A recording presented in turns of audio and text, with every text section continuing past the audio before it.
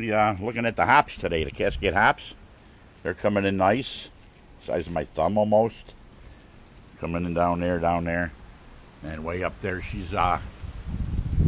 They're coming in. Let's just say they're coming in. They're swinging around here, get you all dizzy. They're coming in nice. So for the time being, what we got going over here is we're going to do a nice prime rib. It's 4 pieces of nice 1-inch pieces of prime rib. Total poundage, I think it's 10 pounds or so, 5 pounds, the wife says. So we got a rub on there. What we do is we put it on the big green egg here. We take the grill up to 800, and then we'll shut it down. We'll put it on there. We'll shut it down. It should come off medium rare when we're all done. But for the time being, we're going to go get ourselves a taste test on our honey brown beer we call Cranked. I believe it's called Cranked, something like that. So I got to go tap a keg. Why wouldn't I? So this is the politically cranked beer. It's called politically cranked, honey brown. Oh, these connectors, they don't work as good as the plastic ones. In fact, it's frozen again. Oh, it really sticks. So we're going to put some grease on this one of these days. So we're going to tap the keg here. Let's see what kind of mess we can make. And we'll see if we're carbonated. Check for leaks. I don't see any leaks. So we'll bring the camera up on top. And let's see what kind of mess we can make up here once we get up here. Let's see what happens.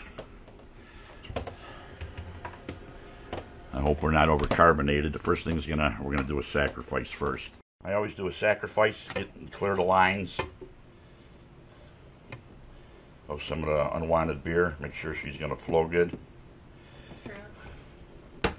All right, the politically cranked is finally going to a glass. Let's see if she's carved. Well, it's looking like it's carved. After 2 weeks, can't tell you how much carved it is, but she's carved. I'm sure the wife wants to taste. Yeah, she's carved. Not a big head right now. Better than the overcarbonation I did the other day on the other beer. This is just a shallow head, and it's been 13 days, I believe, and I know these ain't going to last long. I'm sure it's going to be delicious. So the wife is going to come get hers. In fact, I'll top her off a little bit more. Why wouldn't I? And we'll take these outside and we'll hopefully enjoy them. Take them outside and enjoy them. Why wouldn't I? The politically cranked. We just tapped it. It's slightly carved. It could probably go a little bit more. It's got a very slight head. I forget the ingredients I used on this. I know it had a lot of honey. I know it came in at 0.625, I do believe, on the ABV schedule. It smells like a beer. Rich golden color like honey. Yeah, it's got a rich golden color. Nice floral aroma. You can't see through it. Can't see through it. So the smell is well, it's floral. Like you say, I know we used our Cascade hops on this, I believe, or I should have my sheet with me. I always do this without the sheet. I can see the bubbles coming up in here, so after 13 days we are carved. Can go a little bit more. It's not a great head retention, but you can see the lacing is pulling its own weight.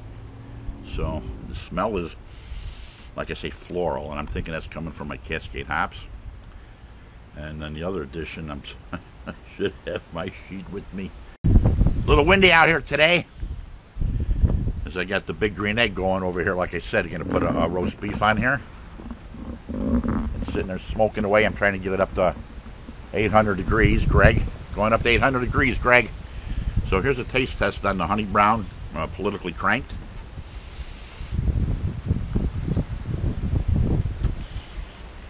Okay, did you ever get a taste already?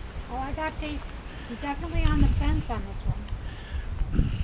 What's that? On the fence. Politically on the fence.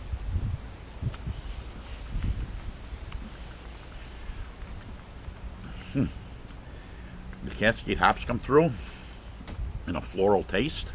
The finishing hop, I'm trying to remember what I used, was the last of the Centennial, I believe. Spicy. You got a lot of spicy? There's a little spice in here, you saying? A little spice, a little bitter even. USO 5 East. It's a good beer. It's mild. It's right on the money. The body's there. Really nice body. Good body. I can't say the honey's coming through. Very drinkable for a plain Jane. A very good one. Yeah. Good job. They only get better. The first couple off the bottom of a keg, they're a little rough. You get a little trub sitting down there. I don't do a secondary fermentation or any filtering whatsoever. Sort of concavement or whatever it's called of the keg. You'll get the trub forming at the bottom, a little leftover yeast, some hops, actually, little hops. So the first couple pours they're a little rough. But when you get into your second or third, fourth pouring, you're getting a nice pour, clean pour, and you get a much better taste. So I know the wife got the second pour, so hers is a little bit better. There is no sweetness or nothing that I'm detecting. I taste a little sweetness. I taste the honey. She says she can taste the honey. I can't. So, much more to say about it. Did we put rye in this one? Nah. I don't think I put rye in here. Once again, I'll get the brew sheet. We'll finish up the taste test on that one. How's that sound? Brought out the brew sheet. Why wouldn't I? That's what you're supposed to do. Our original gravity was 1047. After boil with the honey, we hit 1070. We finished at 1012, which puts it at 7.61, like I said. And I had the hops wrong. These are 2 ounces of Willamette at 60 minutes, and we used a Centennial, 2 ounces at the last 15 minutes. The taste I'm getting in here is probably the Irish Moss, my God. The Maris Otter. It is a little nutty without looking on the sheet. I should have picked up on that, but The spiciness is probably the Centennial. being the worst beer reviewer ever, I would not do that. We do have a little bit of, the wife picks up on it, a very little bit of spiciness, which I still think is the keg and the trub and the stuff at the bottom that's not from clean fermentation like that, secondary. So the winds are picking up out here like it's hurricane level. I put my brew sheet down so it don't blow away, and we're going to enjoy this beer. And we'll show you over here what's going on. And turn the camera this way a little bit, why wouldn't I? There's the big green egg, and she is smoking away. So she hits 800. We will put the prime rib on, and we'll let it go back up to 800, and then we'll shut it down and just let it cook by itself. That's what I do. That's what we do. So, on the beer taste and the rib, well, maybe we'll show the rib in the end. Why wouldn't I? I always forget to do that. Clean smelling beer. A little smoky smell that time, which is odd. Outside and a smoky and I didn't use any Rauch malt. I did on my, well, I can't tell you my next brew what I use on there because it's strictly prohibited. After the second one here, I realized what I'm tasting.